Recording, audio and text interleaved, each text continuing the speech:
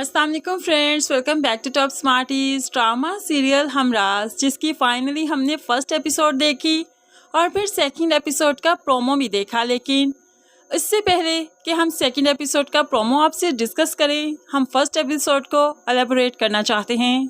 आपके सामने हर रिश्ते की हकीकत रखेंगे, उसके बाद नेक्स्ट टेजर को डिस्कस करेंगे ताकि अच्छे से सब कुछ क्लियर हो जाए। अब यहाँ पर सबसे पहले अहमद की फैमिली, यहाँ पर ये अहमद का बाप है और ये माँ है। अहमद लीड रोल पर है। बहुत अरसा पहले बाप ने दूसरी शादी कर ली और बाहर अपनी बेगम के साथ शिफ्ट हो गया और पहली बेगम अहमद के साथ पाकिस्तान में रहती है। अहमद अपनी पुपोजात को पसंद करता है, यानी कि अहमद की वालदा और सारा की वालदा का आपस में वट्टा सट्टा है। अहमद जिसने सारा की वालदा की वजह से अजियत बड़ी ज़िंदगी गुजारी के सारा का वालिद उसको छोड़कर चला गया बड़ी जवानी में, उसे बेवाओं की सी ज़िंदगी गुजारनी पड़ी। इसलिए वो नहीं चाहती कि सारा को ब्याह कर इस घर में लेकर आए, इज्जत दे, उसे मोहब्बत करे। लेकिन बेटे के हाथों मजबूर वो अब सारा का रिश्ता भी लेती है और डेट भी फाइनल हो गई, यानी कि बहुत जल्द दोनों की शादी है। अब यहाँ पर अहमद अपनी माँ को समझाता है कि मेरी शादी में मेरे बाप को आना चाहिए, लेकिन माँ किसी तौर इस बात के लिए रजामंद नहीं। लेकिन फिर अहमद कहने लगा, एल्बम में ही सही कि मेरे बाप की मेरी शादी में पिक्चर्स हों, प्लीज़ इसीलिए मान जाएं। अब जैसे तैसे करके वो अपनी माँ को इमोशनल कर लेगा। लेकिन माँ बेटे की जितनी अच्छी बॉन्डिंग दिखाई गई, हमें नहीं लगता कि यहाँ पर अहमद सारा के साथ सिंसियर है। हमें ऐसा लगता है कि अपनी माँ की अजियतों का बदला लेने के लिए ही वो सारा के साथ ढोंग रचा रहा है, मोहब्बत का ड्रामा, और फिर शादी तक भी बात जाएगी।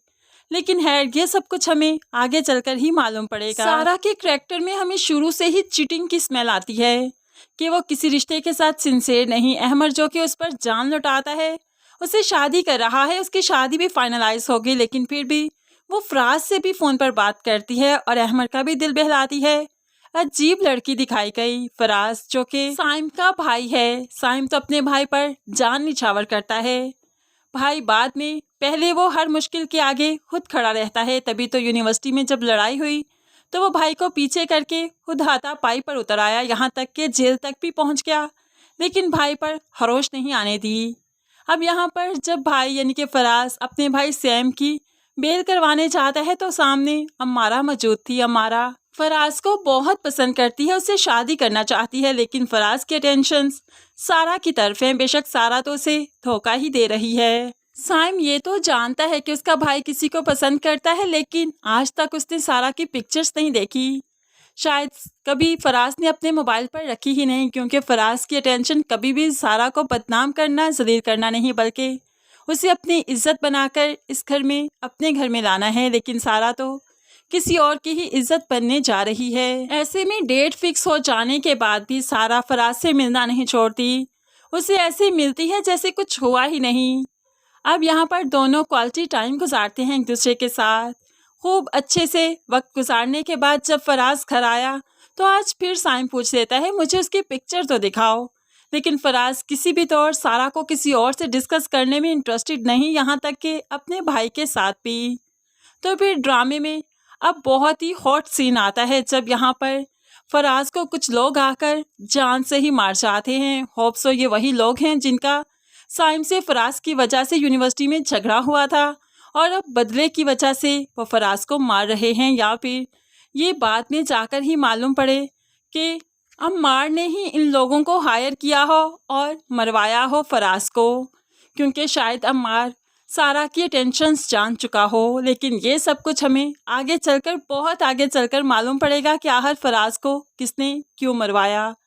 अभी तो यहाँ पर सारा की शादी के दिन करीब आ रहे हैं। फराज की मौत हो चुकी है, लेकिन सारा को कोई फ़र्क नहीं पड़ता, क्योंकि वो तो डबल क्रॉस कर रही थी, वो तो चीट कर रही थी सिर्फ फराज को, इसलिए अपनी शादी के दिनों में काफ़ी खुश है। लेकिन साइम उसे खुश नहीं रहने देगा, इसलिए तो एंड शादी वाले दिन अमारा के साथ आकर वो अब सारा के हाथों में हथकड़ियाँ पहनाते हुए उसे यहाँ से ले जाता है। लेकिन यहाँ से ले जाने के बाद बहुत जल्द सारा की बेल हो जाएगी, क्योंकि किसी ने सारा को उसे मारते हुए नहीं देखा। ऐसे में कोई चश्मदीद गवाह नहीं, सारा ने उसे मारा नहीं, तो भला कितनी देर तक वो कैद में रह सकती है। फ़िलहाल तो वो कैद से छूट आएगी, बहुत जल्द वापस आ जाएगी, लेकिन यहाँ पर आकर उसकी ज़िंदगी अमार और साइम दोनों ही मुश्किल बनाने वाले हैं। इस सारे ड्रामे में हमें इश्क मुर्शद के भले का ये जो रोल है बहुत पसंद आया। फाइनली भले को किसी और ड्रामे में देखने को मिला। सारे ड्रामे में जो बहुत सीरियस सिचुएशन होगी तो ये भले का करैक्टर ही है जो कि इंटरटेन करेगा सबको। अभी फर्स्ट एपिसोड में ही उसने जब अमार की माँ के लिए कॉफ़ी ला रहा था तो रास्ते में आधी कॉफ़ी तो वो खुद पी गया और फिर बाद में अमार की माँ को ला कर दी। अब यहाँ पर ऐसे ही छोटे छोटे ज़बरदस्त से सीन्स जो आएंगे तो वो ड्रामे को और ज़्यादा इंटरटेनिंग करेंगे। बेशक इतने सीरियस ड्रामे में एक रोल तो ऐसा ज़रूर होना चाहिए। फ्रेंड्स, आप इस बारे में क्या कहते हैं और आपको इसका रिव्यू कैसा लगा? ड्रामा कैसा लग रहा है? क्या आप इसको कंटिन्यू करना चाहेंगे या नहीं? ज़रूर कमेंट्स में बताइएगा। मज़ीद वीडियोज़ के लिए चैनल को सब्सक्राइब ज़रूर कर लीजिए। अल्लाह हाफिज़।